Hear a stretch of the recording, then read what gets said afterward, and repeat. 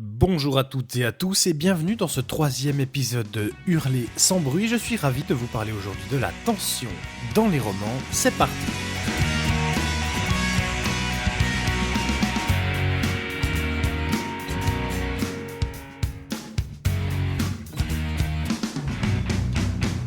Qu'est-ce que la tension dans un récit ? La tension dans un récit, si on en croit et si on se fie à la définition que l'on peut trouver sur Wikipédia, la tension est une attente, l'attente d'un dénouement. J'aime beaucoup cette notion d'attente, je trouve qu'elle résume très bien ce que je pense de l'utilité de la tension dans un récit. Créer une attente, c'est s'assurer que votre lecteur ne va pas abandonner votre histoire. C'est donc un outil très puissant pour ne jamais ennuyer votre lecteur. Cette attente se teint de mystère et d'ignorance, et si nous continuons avec la définition fournie par Wikipédia, on peut même nuancer cette notion de tension et en avoir deux concepts finalement assez différents l'un de l'autre. On distingue donc deux sous-catégories de la tension.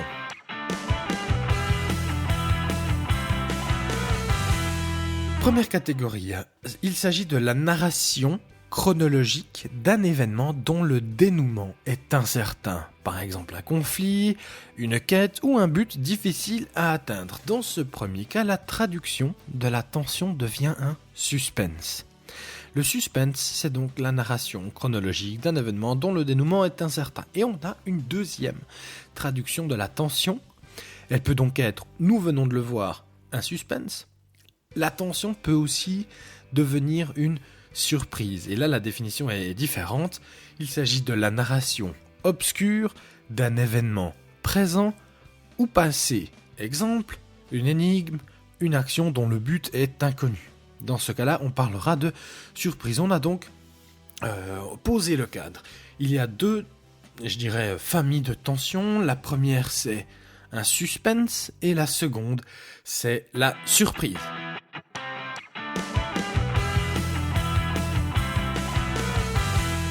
Quelle est l'utilité de la tension dans un récit ? Vaste question qui va nous occuper durant ce podcast. La tension, ça sert à maintenir le lecteur en haleine. Et je crois qu'il s'agit là de votre devoir d'écrivain que de ne pas ennuyer votre lecteur. Il doit au contraire rester suspendu à vos lèvres. Il doit se retrouver dans l'incapacité d'interrompre sa lecture. Ça vous est peut-être sûrement déjà arrivé.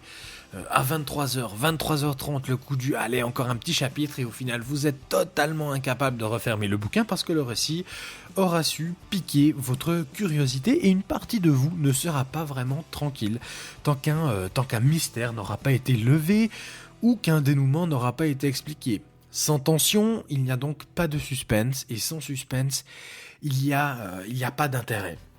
La tension... c'est un peu, il faut l'avoir comme quelque chose qui enfle, qui se tend, qui se contracte, voire qui se craquelle légèrement. Ce sont des forces qui tirent les unes sur les autres, mais qui restent contenues. Et plus le lecteur aura conscience de ces forces et du fait qu'elles sont sur le point de céder, et plus il sera tendu lui aussi.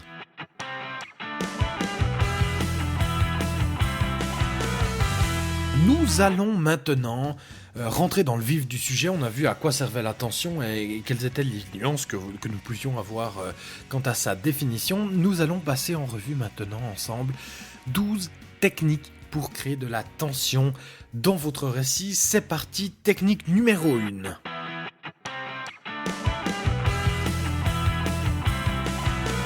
La technique numéro 1 est l'interdit. Dans votre histoire, vous avez certainement mis en place des barrières, des limites, des interdictions diverses et variées. Bien souvent, ce sont des lois. Alors, on peut avoir les lois pénales de notre monde contemporain. On peut imaginer des lois de la magie, des lois de la physique, des lois de la politique, des lois morales, etc., etc. Si ces interdits existent, c'est parce qu'il y a généralement une ou plusieurs raisons à cela. Et le fait d'outrepasser une règle risque de provoquer des conséquences néfastes ou non souhaitables sur vos personnages. La meilleure tension à tirer des interdits, c'est donc de les braver. Obligez vos personnages à enfreindre les lois et mettez-les dans des situations périlleuses où l'insécurité est maîtresse. Au préalable, Toutefois, veuillez à ce que le lecteur soit bien au courant des risques encourus. Et plus la punition pour braver l'interdit est importante, et plus l'attention que vous allez générer sera grande.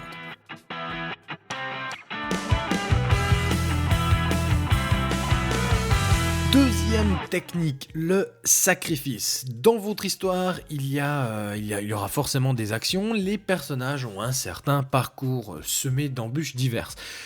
Parfois, il leur faut faire des sacrifices pour avancer. Et plus ce sacrifice sera coûteux, plus il sera risqué de le faire. Mettez donc vos personnages dans des situations où ils doivent payer un prix fort et inévitable pour continuer leur aventure, leur péripétie. S'ils ont beaucoup à perdre, le lecteur sentira, à condition bien sûr que vous l'ayez auparavant correctement attaché aux 10 personnages, le lecteur sentira une perte lui aussi.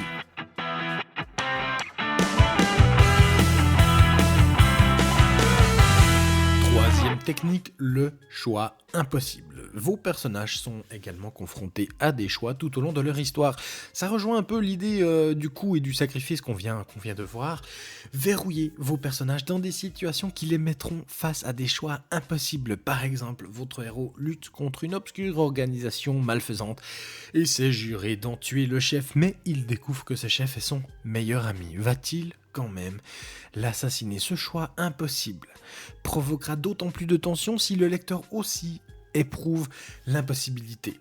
En reprenant l'exemple précédent, vous auriez très bien pu faire en sorte que le lecteur connaisse parfaitement justement ce chef, ce meilleur ami, et qu'il soit attaché à lui. Dans ce cas-là, le lecteur ne voudra voir périr ni l'un ni l'autre.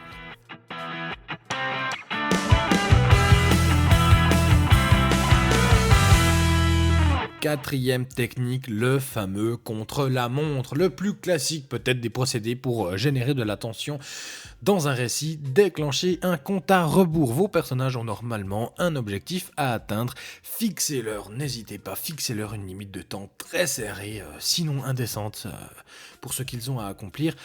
Imaginez le héros atteint d'une maladie mortelle qui ne lui laisse que 20 petites heures à vivre, la bombe qui va exploser dans la journée ou l'arrivée d'un événement compromettant, etc., etc. Il faut que le lecteur se demande comment les personnages vont faire pour parvenir à leur fin. Le mieux est qu'ils n'en entrevoient aucune possibilité, aucune porte de sortie, et qu'ils croient au final qu'ils ne vont jamais y arriver.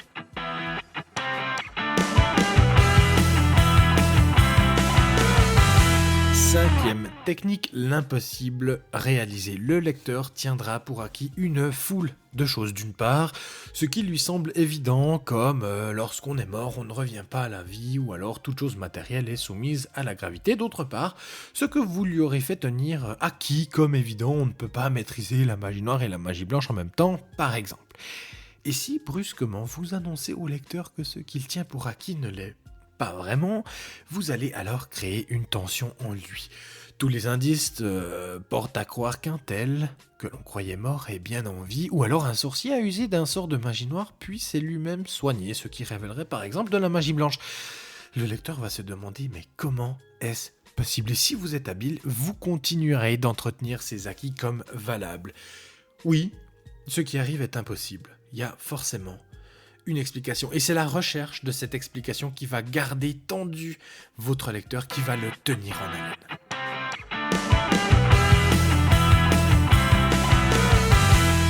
Technique numéro 6, l'inévitable prédiction. Encore un procédé là ultra classique, usé et abusé dans les romans de fantasy notamment. Qui n'a jamais lu de livre parlant de prophétie? En tout cas, il a beau être classique, ce procédé n'en est pas moins efficace. Annoncer au lecteur que le personnage est condamné à suivre tel ou tel chemin va créer de la tension chez lui, surtout si le chemin en question n'est pas des plus joviaux, surtout si le chemin conduit par exemple à la mort. Comment votre personnage va-t-il s'en sortir? Va-t-il réellement suivre ce chemin? Il faut que le lecteur n'ait pas envie que ce soit le cas, et il faut aussi que cela paraisse pourtant inévitable. Toutefois, de façon très subtile et bien dosée, vous pouvez laisser une très faible note d'espoir. À vous ensuite de faire partir ou non cet espoir en fumée selon que vous voulez créer davantage de tension encore.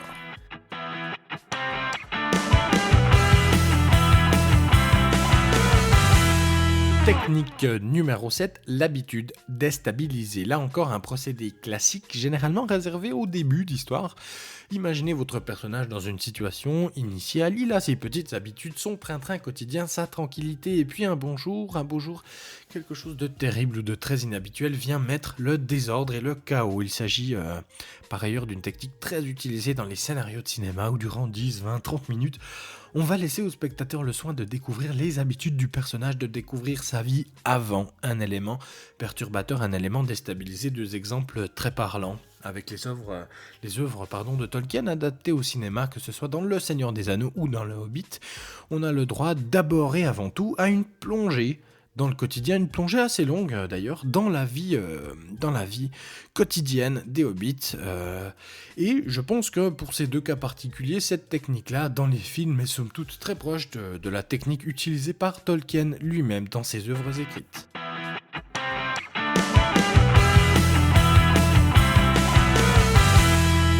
Technique numéro 8, l'inconnu. Classique, là aussi. Les gens n'aiment pas l'inconnu d'une manière générale. Et si cet inconnu frappe, cela va créer un sentiment d'insécurité, très exactement comme pour les interdits. La tension sera d'autant plus forte que les événements ennuyeux se produisent sans raison apparente ou de façon mystérieuse. L'obscurité, la mort, l'ignorance, tout ce qui a trait à l'inconnu est ici bienvenu.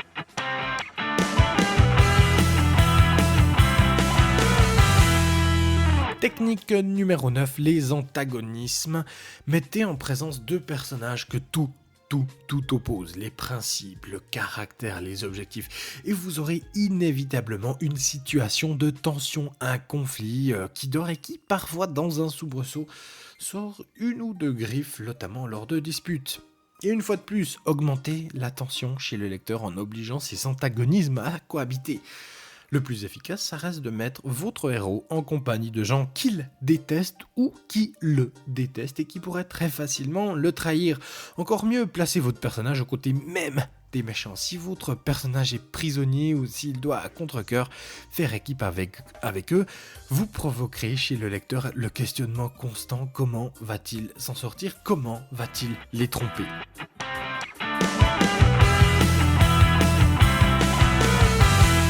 Technique numéro 10, la révélation qui renverse tout. Tromper le lecteur en lui faisant croire que le héros a réussi, que le coupable est démasqué et que le trésor est retrouvé. Et puis bam, vous renversez tout. Le héros a en fait déclenché la mise en route de la fin du monde, le coupable est innocent, le trésor est un faux. La tension devient immédiate, le lecteur se demande alors où est la vérité. Et la surprise additionnée à la curiosité ne manqueront pas de le mettre sous tension.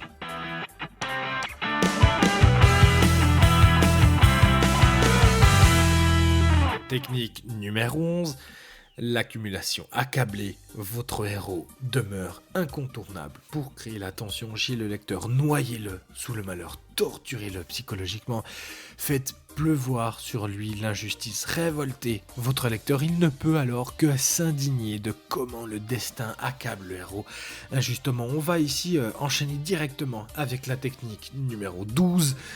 Mélangez tout ça comme bon vous semble, gonflez les tensions en mélangeant les procédés précédents, déclenchez un compte à rebours en même temps qu'une prophétie, multipliez les rebondissements, mettez ensemble les oppositions, faites-les vivre dans un climat tendu à craquer, générez le mystère, réalisez l'impossible.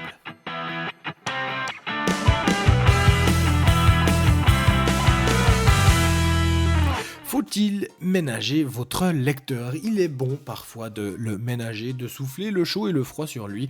Mettez des tensions que vous allez résoudre, puis vous en rajoutez de nouveau, de telle sorte à constamment le tirailler, puis à l'apaiser, puis le tirailler, puis l'apaiser. Réservez, somme toute, l'apothéose pour la fin. Le compte à rebours qui se rapproche de son terme, la révélation de toute dernière minute, l'inconnu sur le point d'être révélé à la fin, tout doit exploser en même temps. La tension va donner de la force et du dynamisme à votre récit. La tension va aller à l'encontre de la platitude, à l'encontre de l'ennui et à l'encontre de la linéarité. Encore une fois, je considère que votre devoir d'écrivain est de ne pas ennuyer votre lecteur. Sinon, vous allez le perdre et il risque de fermer le roman avant la fin. Vous devez entretenir une attente, vous devez fournir des informations au lecteur qu'aucun personnage ne connaît Et c'est ainsi que vous allez générer une asymétrie d'informations qui va vous permettre de tenir votre lectorat en haleine. Le cinéma utilise toujours ces techniques pour que le spectateur soit au courant. Par exemple, lorsqu'un méchant se trouve au coin de la rue et le spectateur observe totalement impuissant les personnages se diriger droit vers les dangers qu'ils ignorent, droit vers le piège. Le spectateur d'un film ou les lecteurs doivent se sentir impuissants. C'est ça la tension, c'est ce sentiment d'impuissance. Le lecteur sait, mais ne peut rien faire. Il est un témoin passif. Et cette passivité, cette impossibilité d'aider ou par exemple de prévenir les personnages, cette impossibilité-là va les rendre attentifs, va les tenir en haleine. Attention toutefois aux éléments perturbateurs que je mentionnais tout à l'heure. Ces éléments perturbateurs qui sont très utiles et très puissants pour créer de la tension doivent être planifiés. Sinon, ils vont d'abord et avant tout venir perturber l'écrivain avant même de perturber le lecteur. Le récit risque donc de s'en retrouver totalement bouleversé, la narration va s'en retrouver perturbée elle aussi. Vous devez donc planifier vos éléments perturbateurs et ne pas les introduire dans votre récit de manière pulsionnelle.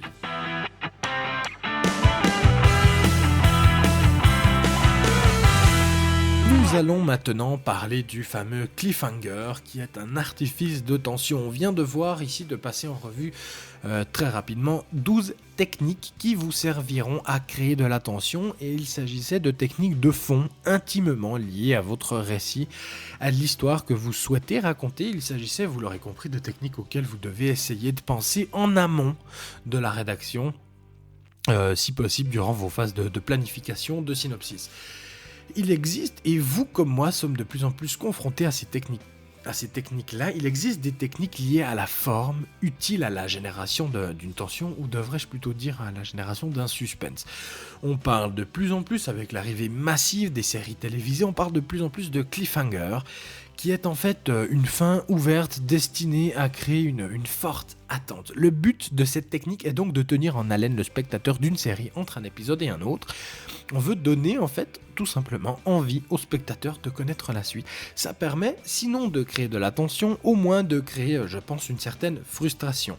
Il s'agit donc d'une technique d'écriture scénaristique qui est apparue avec le concept des feuilletons, des séries télévisées, même si Alexandre Dumas notamment utilisait déjà cette technique à merveille dans ses romans feuilletons. La démocratisation de ces techniques-là est arrivée avec les séries.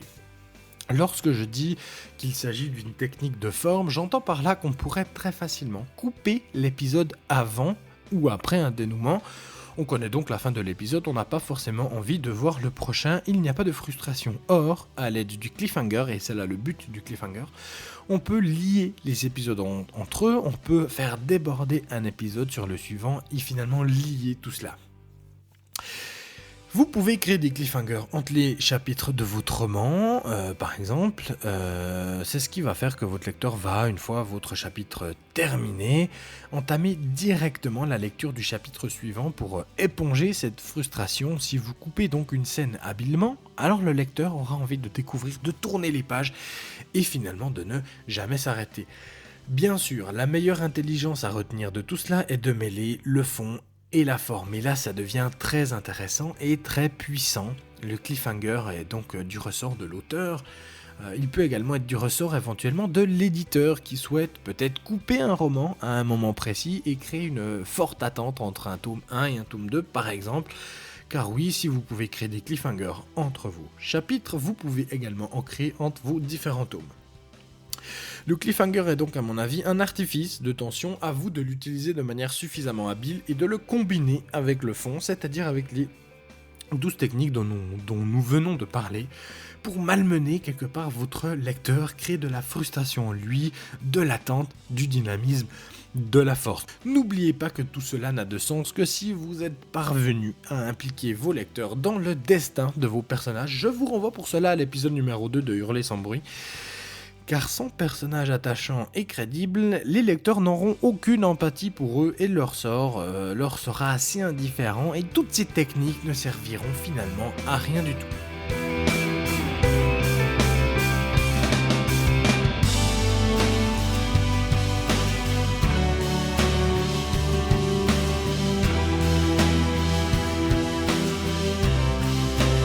Voilà, ce podcast est maintenant terminé. Je vous remercie de m'avoir écouté. J'espère que ça vous a plu. Le prochain épisode sera consacré, quant à lui, aux techniques pour écrire un début accrocheur. Je vous dis à bientôt pour de nouvelles aventures. Prenez soin de vous. Ciao!